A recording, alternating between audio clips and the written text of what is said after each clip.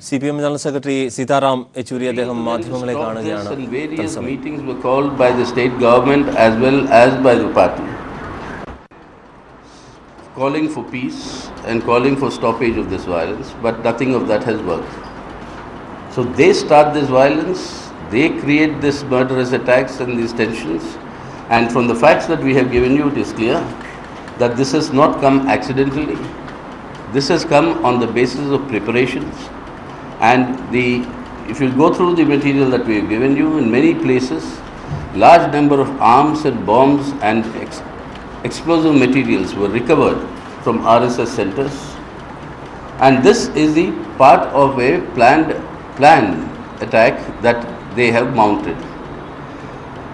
Now, one point we have to realize is that this has been the technique and the methodology that the RSS has always followed right from its inception all through its existence for expanding its social base. Create terror, create violence, and through that violence try to consolidate the communal Hindutva vote bank.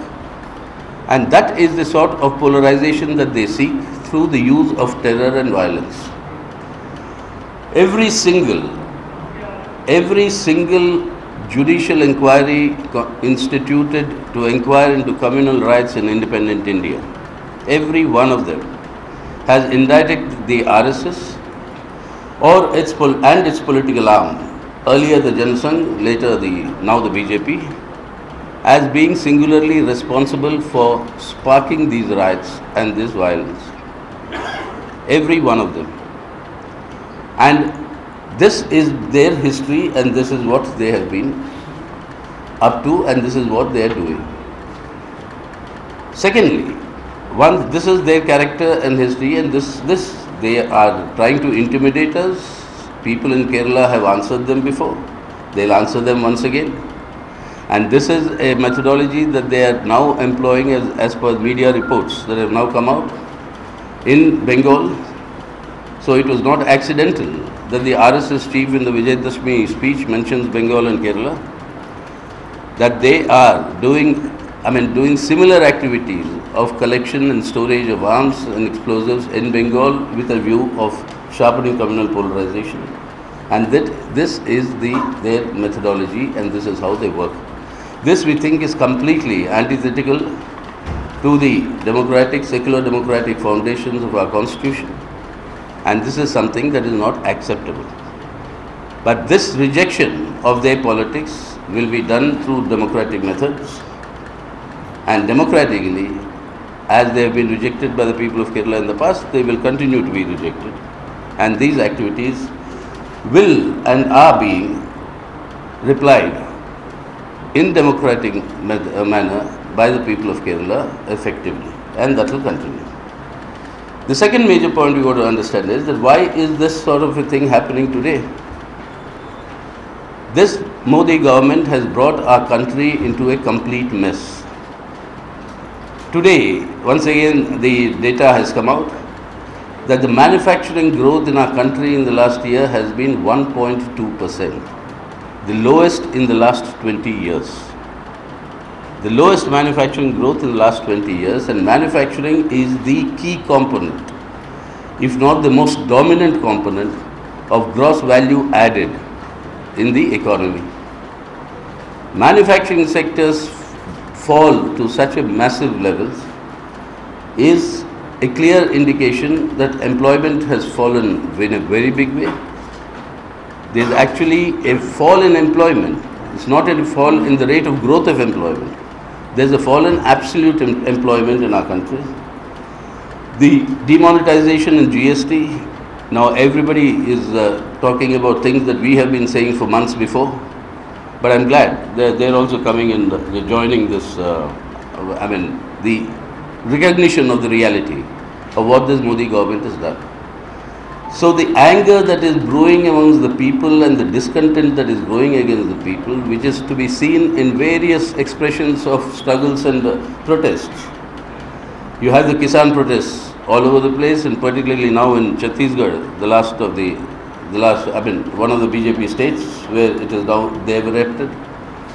You have the workers and the trade unions going on a very big nationwide agitation coming November against all the anti-labor policies and the big degree of privatization that they are doing. Your petty traders, your small manufacturers, your small, medium and micro MSME sector, all of them are up in arms and in struggle against what is happening in the country. So this is the sort of a diversion that they want to create, so that people's attention is diverted from this discontent by mounting such campaigns that they are mounting here. This is the second fact. So in sum told, we think we not only thoroughly condemn this sort of activities here and their announcement that they'll continue to do so till the 17th. In a democracy, attacking offices is not the normal way that democracies function so far. Yes, parties have differences, they go to the people, people decide who's right, who's wrong. But in this sort of an acts of intimidation and violence that they are resorting to is something that is unacceptable. If the BJP and the RSS think that they are throwing a gauntlet or the challenge to the CPIM, well, we accept it, we will reply. We will reply in a democratic manner and will lead to a greater rejection of the RSS by the Indian people. So these lists are all here. If you have any questions?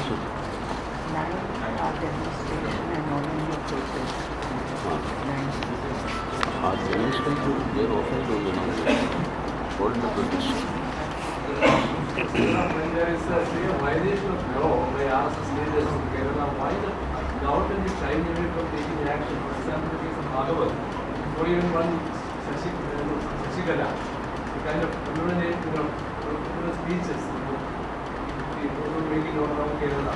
Why the government is shying away from taking action against RSS leaders? No, I'm sure that the government in Kerala state government will answer it, but I'm sure that they are taking this reaction. This first. Bhagavat's case is there before everyone. So the Kerala government will take the appropriate action. It's on the level of the government. But we have said that on 9th of this month we are going to organize an all India protest against what the RSS is doing. On the 9th. Nationwide? Nationwide. In protest against.